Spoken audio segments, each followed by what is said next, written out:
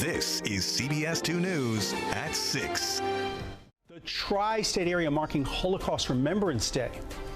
We were shipped to Theresienstadt, which was a concentration camp. Today, the new evidence of a rise in anti-Semitism. Holocaust Remembrance Day begins tonight, commemorating the 6 million Jews murdered under Nazi Germany's orders. CBS 2's Shosh Bedrosian is our Bronx reporter, and she spoke with 2 residents about their harrowing escapes and the importance of passing down their traditions no matter what.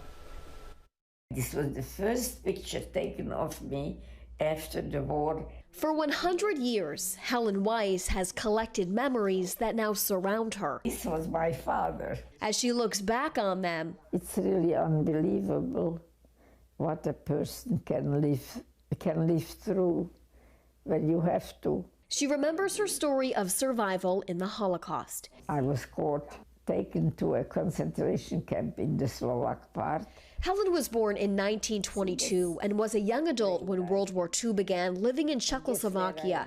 She and her sister managed to flee to Hungary, where they hid under the disguise as Christians.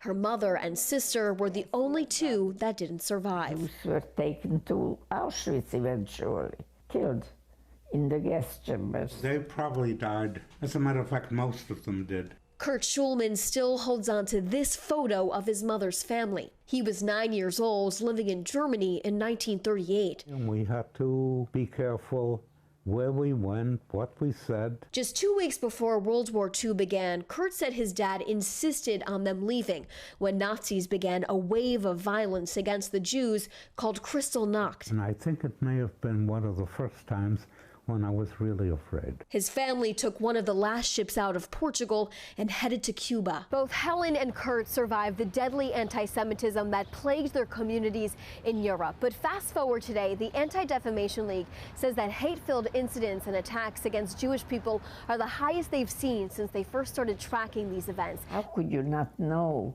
what goes on in the world? Helen and Kurt say the best way to move forward as a country is to spread kindness to all of those around you. What I think we all ought to do, look at the other person, try and understand them.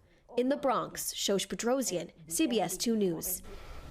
Extraordinary people. Now, if you have a story in the Bronx that you want Shosh to cover, send her an email, bronxtip@cbs.com.